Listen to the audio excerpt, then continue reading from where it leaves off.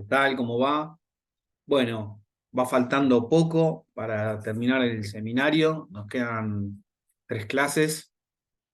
En esta clase, la clase número 10, vamos a trabajar 2 temas. No necesariamente se conectan tanto, pero a veces hay que comprimir, organizar los temas que se quieren dar y tratar de vincularlos de la manera más virtuosa posible. En esta oportunidad tenemos que presentar los conceptos de políticas arancelarias y accesibilidad a la vivienda, que son 2 temas claramente diferenciados, y vamos a tratar de darle a cada uno el lugar que se merece. A ver, esto de incentivos direccionados, de subsidios, de aranceles selectivos, tal cual tienen en la introducción. Una de las críticas, por ejemplo, que se hace a la etapa de industrialización sustitutiva de importaciones a nivel local, es decir, la que transcurrió a nivel local, versa en que se pusieron aranceles, de alguna manera, que es como hablamos, es un impuesto que encarece la importación, con lo cual, si mi producto tornillo de manera local, para que tenga una rentabilidad mínima, por lo menos en términos locales, es de 10 pesos, e importar ese mismo tornillo terminaría costando 8 pesos, con lo cual es más barato, ¿no? Por lo tanto, si como mínimo el bien es homogéneo, sería más conveniente importarlo que producirlo acá, por lo menos para quienes consumen ese tornillo. Lo que se puede hacer es se puede poner un arancel, es decir, una especie de impuesto a la importación. Supongamos que sea de tanto por ciento, supongamos que sea de dije 8, supongamos que sea del 50%, con lo cual el precio se va a 12. Bueno, tenemos un bien homogéneo producido localmente cuyo precio es de 10, y un bien importado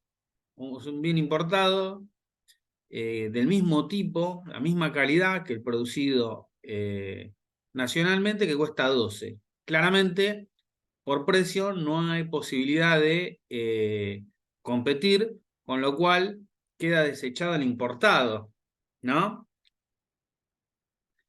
El arancel es una de las medidas más relevantes a la hora de ponerle freno a las importaciones e impedir que una nación más desarrollada imponga sin más sus productos. Como habíamos visto, una de las razones de la inversión extranjera directa es la de ganar mercados salteando estas barreras arancelarias y tomar directamente el mercado. Ahora bien, teóricos del desarrollo, del crecimiento y el desarrollo, podríamos decir, liberales como List, un alemán, sostenía que los aranceles son necesarios para ir desarrollando ciertos productos, y que, por ejemplo, si uno tiene 3 clases de productos, uno simple, uno de complejidad simple, uno de complejidad media y uno de complejidad alta, inicialmente una nación, estaba pensando particularmente para la Alemania del siglo XIX, debería poner impuestos, arancel a las importaciones solamente sobre el producto que se está en condiciones de producir. En este caso sería un país poco desarrollado, solamente podría producir el bien, la mercancía de complejidad simple, con lo cual allí debería haber un arancel para productos importados de complejidad simple y no tendría que tener arancel porque lo encarecerían aquellos de complejidad media y alta, que podríamos vincularlo, por ejemplo, a bienes de capital. Son necesarios esos bienes de capital, por lo tanto no impongo un encarecimiento, porque por el contrario necesito que sean lo más barato posible. Una vez que yo pude desarrollarme, decía List, en forma esquemática, e igualar los niveles de productividad con países desarrollados en el bien de complejidad simple, allí entonces puedo levantar el arancel. ¿Por qué? Porque ya a igual productividad no tengo que tenerle temor a las importaciones. Una vez que desarrollo un nivel de productividad igual con naciones desarrolladas para un nivel de complejidad simple, puedo levantar ese arancel y que solamente quede el arancel para,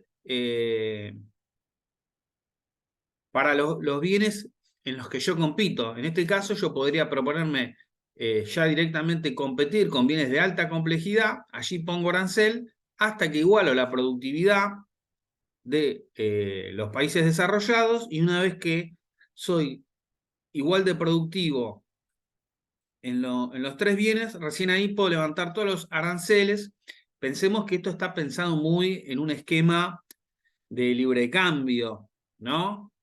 Pensemos que en general las naciones desarrolladas son las que piden libre cambio y que ese es el modo de desarrollarse. Esto viene desde Adam Smith, donde decía que hay ventajas mutuas del comercio internacional y que están basadas en que las naciones, los países intercambian a partir de ventajas absolutas. Es decir, en algún bien uno tiene una ventaja respecto de otra nación.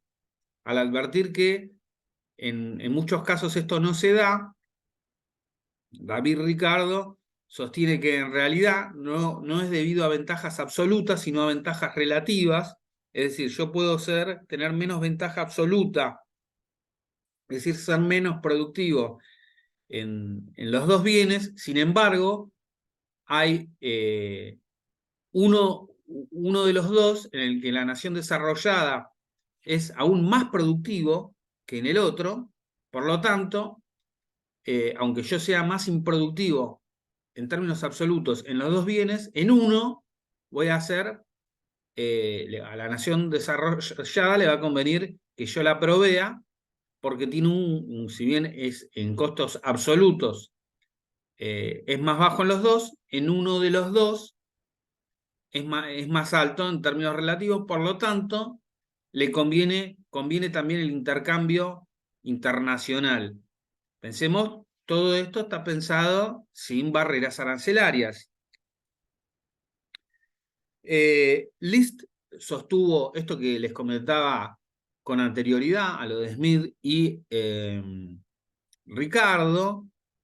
Es conocida luego un concepto de un economista llamado Chang, de un trabajo que se llama Patear la Escalera, que asegura que los países desarrollados, una vez que se desarrollados, patean la escalera del crecimiento y del desarrollo y generan mecanismos para que los países periféricos, subdesarrollados, en desarrollo, como quieran, dependientes, como quieran llamarle, no se puedan desarrollar. Bien, después, con el paso del tiempo, en general, todo esto de las ventajas relativas a la Ricardo se han perfeccionado, han cambiado de forma. Se habla de el famoso esquema Hertzsche-Ohlin, que habla de dotación de factores, que cada uno exporta según la dotación de factores. que tiene en su nación, factores en sentido amplio, puede ser humanos. Argentina en este caso quedaría condenada a exportar siempre exportaciones primarias, agropecuarias en particular, porque tiene una dotación de factores relevante a ese respecto.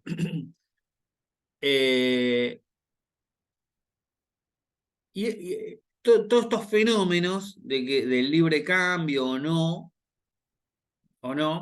son controversias que hacen a si uno se puede desarrollar o no. Yo les comentaba en alguna de las clases anteriores el enfoque de Raúl Prebisch, teórico del estructuralismo latinoamericano, donde decía que hay una tendencia secular al deterioro de los términos de intercambio entre naciones periféricas y desarrolladas,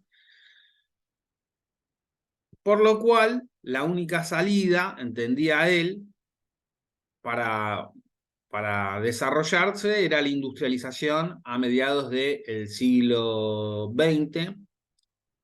Esto de alguna manera sigue siendo así. Lo que no explicaba Prebisch era si uno solo, uno o pocos países periféricos podían zafar de la periferia, porque en realidad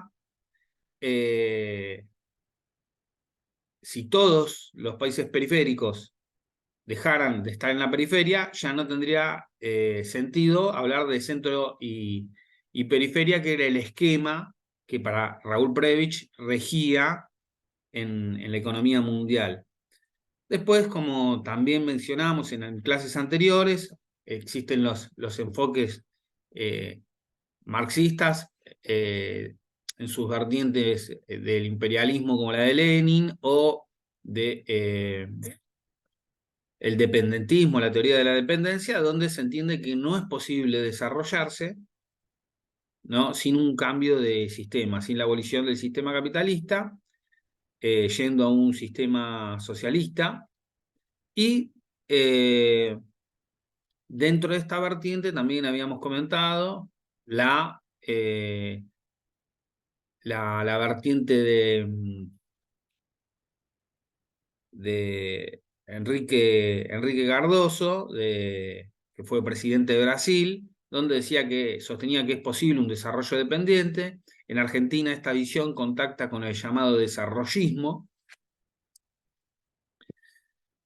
pero al fin y al cabo el tema de aranceles y subsidios, por ejemplo, la Organización Mundial del Comercio, para pertenecer a ella y tener los beneficios de comerciar con países de esta órbita, tiene muy reglamentado lo que son, qué se puede subsidiar. Es decir, sería un fenómeno similar al del arancel. ¿En qué sentido? El arancel es un sobreprecio al, al producto importado. El subsidio a la producción nacional intenta bajar el costo, con lo cual uno puede bajar el precio, en lugar de tener que elevar el precio del producto importado, puede reducir el precio local, tanto para competir localmente como para exportar, ¿no? Entonces, por ejemplo, si uno tiene un esquema donde uno de los insumos difundidos más relevantes que tiene la industria, como la energía, es barata, está subsidiada para la industria, bueno, hay un vector de costos fundamental que abarata el producto, tanto en términos locales como eh, en términos internacionales. Uno puede exportar eh, y al ser su costo menor puede ser competitivo en nivel de precios en términos internacionales. Entonces, arancel, subsidio, es verdaderamente fenómenos relevantes. La crítica a la ICI en particular, hacia el peronismo de sectores que podríamos calificar como liberales, como Cortés Conde, por ejemplo, un economista, historiador, conocido para el mundillo de economistas e historiadores, asegura que, bueno, que no hubo no hubo aranceles selectivos, lo mismo que en el término de subsidios. Fue plano para todos los productos igual. Che, ¿qué pasó acá? Aranceles para todo, para todos los productos, subsidios. Después se suelen ponerse ejemplos o contraejemplos de eh, aranceles y subsidios selectivos con un esquema parecido al que hablábamos de List, en cuanto a que, por ejemplo, en el desarrollo de Corea del Sur, tuvieron, entre otras cuestiones, mucha implicancia esta visión de aranceles selectivos y de subsidios selectivos, donde se imponían desarrollar ciertas industrias y otras no, por lo menos en una etapa. Por lo menos en una etapa. Entonces, eh, pensemos la importancia que puede tener esto para fenómenos de desarrollo local, para entornos metropolitanos. Les doy un ejemplo. En 2012, 2013, no recuerdo bien, pero se había desplomado el precio internacional del azúcar. ¿Qué hace Tucumán? Por ejemplo, gran productor de azúcar, productor azucarero. Bien, una de las formas que se encontró es derivar esos insumos para la producción de bioenergía, ¿no? Eh, pero imagínense lo que puede ser un entorno metropolitano basado en industria, derivado de una materia prima cuyo precio internacional se desmorona. Bueno, de la misma manera que digo esto es, por ejemplo, Argentina es una gran productora vitivinícola, vinos de nivel internacional. ¿Qué hace con la importación de determinados vinos? ¿Se pone arancel? ¿No se pone arancel? Y realmente no tendría sentido, por ejemplo, no poner determinados tipos de aranceles. Después hay muchas quejas con respecto a esto.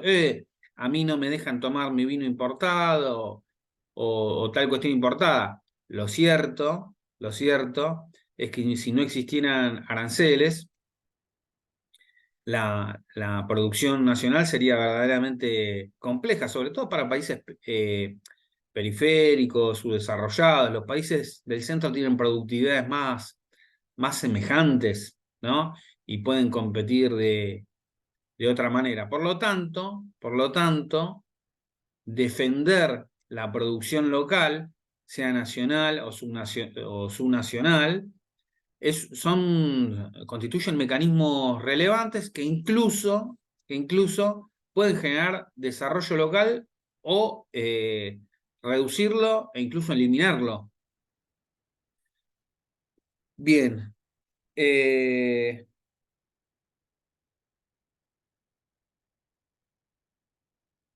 Fenómeno de la vivienda, accesibilidad a la vivienda en entornos metropolitanos. Bueno, evidentemente no hace falta explicar la importancia de la vivienda tanto para las personas en general como para la planificación urbana. Eh, por empezar, ¿qué tipo de ciudad nos proponemos en varios planos a la hora de la planificación? Uno siempre planifica sobre una base anterior, no construye una ciudad de cero, en principio, pero por ejemplo podemos ver en el caso de la ciudad de Buenos Aires, como tantas localidades del conurbano bonaerense, donde hay una zona de elevado poder adquisitivo y otras zonas de bajo poder adquisitivo. Bueno, ¿dónde vive en particular la gente de bajo poder adquisitivo? Es un barrio popular, una villa, un asentamiento, casas más económicas, pero de todos modos el costo de la vivienda, sobre todo por el costo de la tierra, es elevadísimo, cuesta el acceso a los alquileres y a todo esto. ¿Dónde vive la gente que trabaja en esta ciudad? E incluso el acceso a la vivienda también va a derivar en las necesidades salariales, porque si se tiene que alquilar una vivienda, ya el piso salarial se pone en otro lugar. Va a haber créditos, por ejemplo, para la producción de viviendas. Se va a estimular esa industria. Por otro lado, ¿va a haber créditos para la compra de vivienda? Sin créditos es muy difícil comprar una vivienda a menos que se tenga un piso, una vivienda anterior que pueda venderse, con la cual comprar otra. Las viviendas son carísimas. Como saben, no estoy explicando nada que no sepan, simplemente es un eslabón del razonamiento. Entonces, después se generan en muchos lugares, por ejemplo, como estoy pensando en Avellaneda, pero también estoy pensando en este momento en lugares de la ciudad de Buenos Aires. Hay distinto tipo de viviendas económicas en lo que es la zona de Chacarita. Hace unos años se construyeron unos, unos edificios que, que son departamentos económicos, pero están muy bien construidos, viviendas económicas en distintas zonas de la ciudad. Existen este tipo ya no son los monoblocks, que son tiras interminables para arriba, en algunos lugares, como por ejemplo en Lugano, muchos de esos edificios altos carecen de ascensor. Acá son muchos departamentos, construcciones, digamos, verticales, tienen, sí tienen ascensor, o algunos que no tienen ascensor, no tienen tantos pisos, pero permite cierta planificación. ¿Por qué le hago alusión a esto? Bueno, hay distintas experiencias internacionales en cuanto a la vivienda. Tengo vistos algunos edificios de lo que era la República Democrática Alemana, es decir, la Alemania socialista del muro de Berlín. No, o sea, en la época del muro de Berlín, no la Alemania occidental, sino la Alemania oriental o socialista, donde había este tipo de edificios, donde eran confortables, pensados para familias, y digamos, la mayoría podía acceder a la vivienda. ¿Qué pasa cuando esto no está planificado? E incluso qué pasa cuando eh, no solo no está planificado, sino que se hacen zonas como en Palermo, en la ciudad de Buenos Aires, donde se piden permisos de manera aislada y se van construyendo edificios gigantescos en términos relativos. ¿Qué pasa con el agua? ¿Qué pasa con las cloacas? Es decir, el acceso a la vivienda y la planificación de construcción, de crédito, etcétera, son temas fundamentales a la hora de pensar una ciudad, e incluso de pensarla en términos de convivencia. Es complejo, ustedes saben que en general está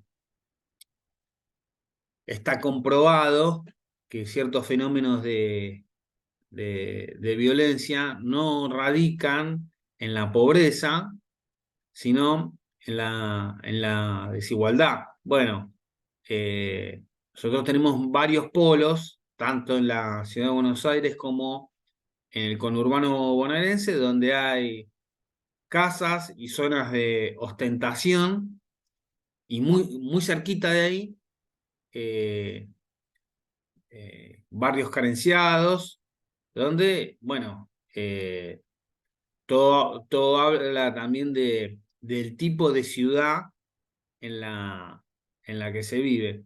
Entonces, seguramente en la maestría deben haber visto con profundidad, al menos con seguridad, con mucha más profundidad que estos minutos que le estamos dedicando en esta clase del seminario, pero es lógico que todo lo que hace al acceso a la vivienda, a la planificación del crédito para la construcción, para para la compra, alquiler, son temas fundamentales en cualquier ciudad, por lo tanto, en cualquier entorno metropolitano.